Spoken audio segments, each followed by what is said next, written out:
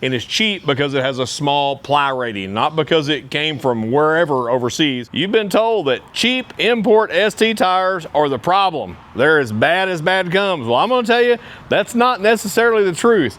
We're gonna talk about import tires today, maybe even some made in China. I'm gonna tell you that I don't think that's the problem. So here we have a may pop, maybe even probably gonna pop. Here we have an already pop or done popped, as we say down here in the South. But what makes these may pops, fixing to pop, done popped, whatever popped, really has nothing to do with where they come from. These are import tires. They are ST tires. This one here actually looks good, but I'm gonna show you why it's a may pop or a fixing to pop, and we're gonna get into it. We're gonna maybe bust any myths out there. Probably gonna stir up a little controversy, maybe even a fight or two, but that's okay. That's what we're here for. So here on this tire, if you look at the tread depth, it has probably 99% of its tread left on it. If we can zoom the camera in here, it even has the little rubber, I'm not gonna say it, we'll just call them little pokey out things that come from the molding process on there. You can call them what you want. I know what we call them off camera, but there is plenty of tread here. Nothing wrong with tread. It's gonna move water out of the way just fine. It's gonna do everything it needs to do just fine. Sidewall looks in good shape. So most people would run this tire. Most people wouldn't think anything about running this tire. They would put whatever it is they're gonna load on this tire and haul butt down the road and never think twice about it. These tires are tires that I keep around, that I move stuff around the yard and utilize it for that and those purposes from time to time. The problem with these tires are their age. These tires are 7 years old, not 6, but 7. So they're getting old. Some manufacturers say 5 years is as far as you can go. Some say 7. Some of y'all people even argue you can go 10. At 7 years of age on this tire, I'm not gonna go far in it. I'm gonna use it, or I would maybe use it around the farm. I would maybe use it around the yard like I do here, but I'm not gonna take a 2,000-mile trip on a 7-year-old tire. I don't care if it's a name brand tire. I'm just not gonna do it. I don't like to gamble. So therefore, I'm gonna replace these tires. So that's why I call these a may pop. There is a good chance, as hot as it is right now, because I don't know where you're at, but it is hot here. Due to the age of this tire, the weathering on it, it's been out in the elements, sidewall could let go, cap could come off, so I'm not gonna chance it. But just because it was made somewhere other than here doesn't make it a may pop or a probably gonna pop or a fixing to pop. What has compromised this tire is the age on it. The lack of use, the setting out in the elements, the neglect on the tire has compromise this tire in such a manner. It's funny, we put tires on something and we think they're supposed to last for forever. Like we look at tires and don't think that they're wearable item. If you don't believe me, go look at anybody with their big jacked up truck with their big old monster tires on there and see how much tread they have on them. They look like drag slicks at best on most days. I don't know what that is. Tires don't last forever. At some point, you got to replace them. And there's where we're going to get into the fight. Do you go with a domestic tire or do you go with an import tire? Maybe made in China. I don't know where it's made. How many of you run import products on your vehicles, in your homes or wherever? Raise your hand. Most of you run them whether you have to or not, because that's all you can get. When it comes to ST trailer tires, I believe the number is north of 95%. That's how many ST trailer tires are used on new trailer purchases today. They're imported. They're not made in the US. Go and look up how many ST tires are domestically manufactured in the US. It's not very many. There are a few on there. We're going to talk about one of those that I really prefer here, and I talk about it all the time. When we talk about that, you'll see some people in the comments, like I've had in comments before, that hate that tire. They would swear that's the worst tire on the planet. I would swear it's the best tire on the planet. Some of this stuff is subjective. I don't know why we like to fight about it. I think we just like to throw our opinions out there from time to time. Most of the time on a tire, it's several factors is what makes it a may pop, and it usually has nothing to do with its origin. Whether it come from overseas or whether it come from right here we have a major tire manufacturing facility not too far north of here in a state just north of us that makes some great tires.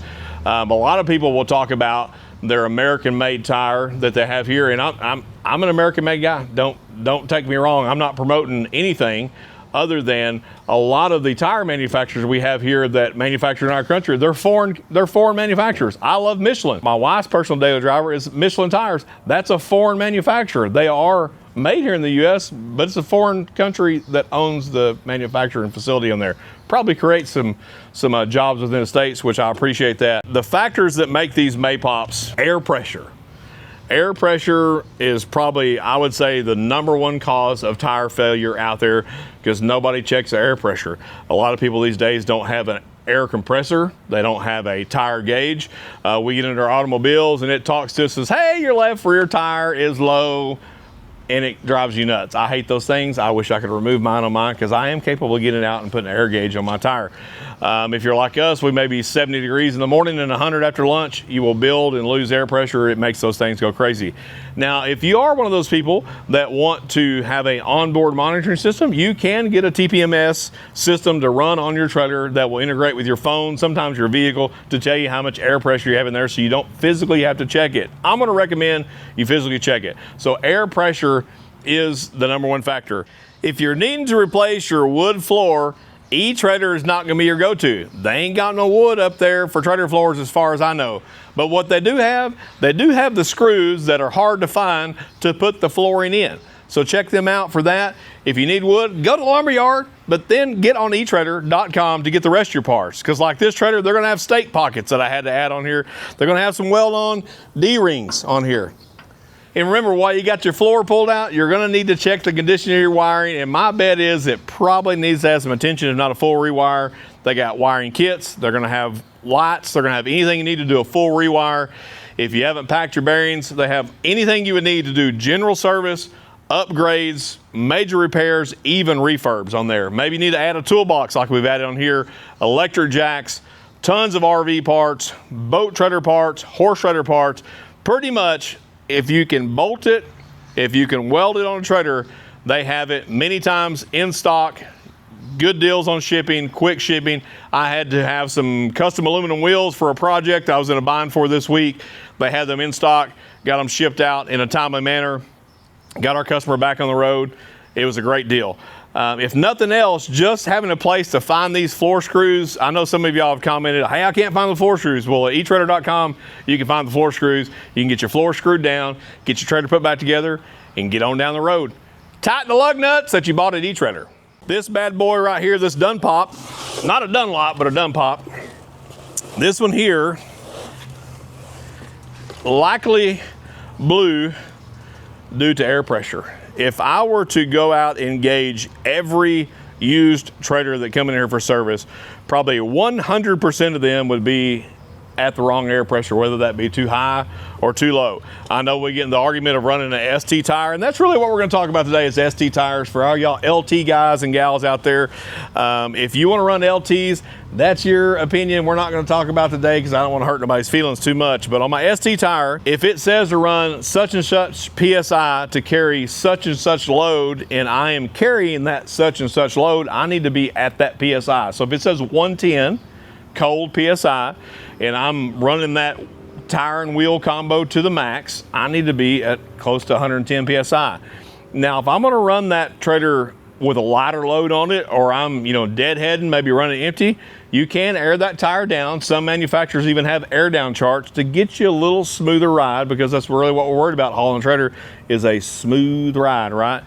You can do that, but you're gonna have to have some type of compressor to air back up when you do go to haul that load. So air pressure, I would say, is the #1 killer. The second killer, I would say, is you need a tire for this trailer right here. Our #1 concern for most of us consumers on tires is the cost of the tire. It's not necessarily the speed index, the load index, the sidewall, the ply, any of that. It is the cost of the tire. Just because it's more expensive doesn't make it better. Just because it's cheaper doesn't necessarily make it worse. But some of the cheaper tires are going to have a lower load index or a lower speed rating. That can be the problem. If you come in here and buy this 225 75 15 to put on here, and you buy something that's cheaper with a smaller load index, so it can't carry as much weight, and you put it on a trailer that you have the tire overloaded, and it fails, the tire was not the failure. When you purchased the wrong tire for the application, that was the failure in itself. So I'd say that's the #2 thing. So let's talk about ply rating. When it comes to ply rating, I run 10 plies on a lot of the stuff I run. Just like this tire here, you can get it in 10 ply. You could also get it in an 8 ply, maybe able to get it in a 12 ply. I see some 205 75 15s now for special applications that are running 14 ply. That is a stiff tire for a little 14 or 15 inch tire. I would say that would, the sidewall would hold up good on that, but that tire would probably beat you to death. But when we talk about ply rating, the heavier the ply, the stiffer the tire is going to be, the more load it's going to be able to carry. So that's what you really have to look at. It's going to cost you more money though. So if you go buy a 14 ply, it's probably going to cost you more money than a 12 or a 10 ply. Here's the other thing though. I have people come in and say, hey, I bought this 14 ply tire, but I've added up the plies on the side of it and it don't add up to 14 ply. Well, that's because most things go off a load index today. It may not have a total of 14 plies in there. Some of those plies within that calculation have a higher rating. They may be thicker, so it still achieves that load index rating. It's still load indexed as if it were a 14 ply, even though it may have 13 plies actually stamped on the tire. So underrated tires cause failure, not import or cheap tires cause the failure. Another thing is improper ride height. If you're a tri-ball Terry out there and you're pulling the trailer, look like it's doing a wheelie, what we see a lot of times, brakes or no brakes, it will cause the tire to lock up. Even if it doesn't have any brakes, it can make contact, especially if you have a bumpy road, it can start chattering and it will flat spot the tire. So we get the tread is compromised, has a flat spot, which throws the tire out around, and eventually that tire will start eating itself because it's getting overheated. Tire balancing, that is another issue. That's not the tire's fault, it's not the wheel's fault. If you don't want to get them balanced and save 5, 10, 20 bucks, whatever it costs you, that's your business. But if you're pulling at highway speeds or you're pulling heavy loads, I'm gonna recommend you balance those tires, whether it be a stick-on weight if you're running aluminums, whether that be a hammer-on weight, or if you're doing some type of internal balancing. Do something just so that that tire does not eat itself, especially if you're running 14 plies. If you're running a 16 ply or greater, maybe you have a 17.5 inch wheel. That is a big old heavy tire made to haul a big old heavy load. Do what you can so that it doesn't eat itself. So really what it boils down to, whether you buy that thing domestically, I'm gonna tell you right now, I'm a fan of Goodyear Endurance. I like Goodyear Endurance depending on what I'm using them for, but here's the other thing. So let's say I have a camper and I'm gonna pull it cross country. My family and I, we like to travel. We're gonna put thousands and thousands of miles on that. I'm likely gonna go out and buy Goodyear Endurance. I know the tire, I've seen the tire perform. It's not cheap as far as cost. I don't think it's cheap as far as quality. It is gonna hold up well. Now the flip side of that is maybe I've got a camper and we tow an hour 2 times a year. I'm probably not gonna buy the Goodyear Endurance because that thing is probably going to dry rot before I get my use out of it, before I get my money out of it. I'm probably gonna put an import tire, if we're just gonna be honest on there. A lot of it does boil down to budget. It's really what you can afford. Now that being said, if you can't afford to put the proper tire on it for the proper load index, weight rating, necessary ply, and then you're gonna have to look at things. You're gonna have to make a decision because you may not be able to afford to do that. It could cost you catastrophic damage. At the very least, could cost you some downtime. Many times, here's what we want. We'll buy a new trailer, and there are some new trailers that come with the cheapest tire they can put on it, and it's cheap because it has a small ply rating, not because it came from wherever overseas. It may be a 6 ply tire. That is a cheap entry-level tire. But if you're hauling around town, you're hauling your zero turn around, mowing a few yards here, that tire, you're probably going to get quite a bit of life out of it. But if you put a Goodyear Endurance on there, you're going to get much more tread wear. Just like if you were to go buy tires for your vehicle. I put Michelin's on my wife's truck because she puts lots of miles on it. I could buy a cheaper tire that I'm going to get 25 or 30,000 miles out of it, but I want the most out of that tire because I know I'm going to get my return out of it, and we use that truck every day and we put a ton of miles on it. That's why I buy a good Michelin tire. Even though it's a foreign-owned company made domestically, I buy that instead of some import on there.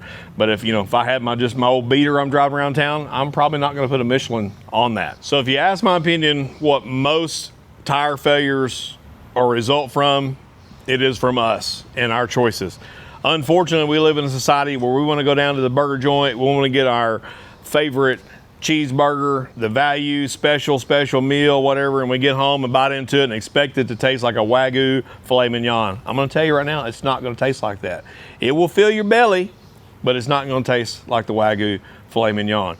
If you buy the extra value tire, it can serve its purpose. It can do just fine if you're using it for what it was designed for. If you expect it to act like a filet mignon on your trailer, it's probably going to let you down because it's not designed to do that. If you're heavy hauling, if you're rolling a lot of miles, buy a good tire. I don't care, even you can buy an import ST that's still better than the cheaper. It's where you do your research. Don't look at just the price, look at the tire specs on there. You can even go on and look at reviews at most places, especially if you're buying from a big box or chain store, to see what people are running. If you're in the RV community, there's a ton of opinions out there. If you want to get into a fight, start talking about LT and ST. Not going to cover that today. We'll talk about LT another day when we make sure everybody's nice and calm and chill. Maybe when it's a little cooler outside, that way we don't get our undies in an uproar. Import or domestic, put the best tire that you can swing financially. But that being said, like I've already said, make sure it fits the application. If you put a tire that's not for the correct application, it's going to be a done pop. You may have some A-pops, don't end up with a done pop. If you done popped it, your butt's going to be stuck on the side of the road. Maybe you don't have a spare, and it's going to cost you some money for tire service. So don't end up in this shape. This makes for a bad day. It's probably going to knock your fender off. If you're in a travel trailer, it's probably going to knock your skirting, your fenderette, any of that kind of stuff off, and it's going to suck. But when you do put those good tires for the right application, even if they are made in China, make sure they're balanced and make sure you tighten the dang lug nuts. I mean, come on, boys, just tighten the nuts.